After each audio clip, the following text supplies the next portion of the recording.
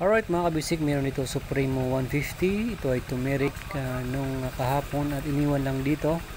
At ngayon okay na siya.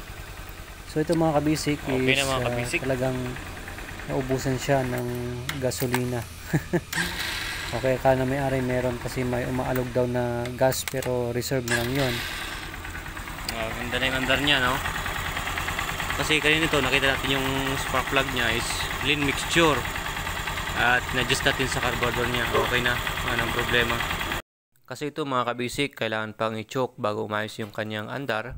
Pero ngayon hindi na. Okay, so ito yung ating pag-adjust ng kanyang carb. So yun mga kabisik, so yung may-ari nito ay putik-putik yung pinanggalingan, ayan. Pero yan yung tunuhan niya, kung mapansin natin na talagang nakabaon pa yung tunuhan niya. So sinik natin yan at yung one turn lang yung kanyang tuno.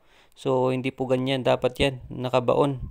At dinagdagan natin ng at least 3 turns para maging 4 turns yung ating tunuhan.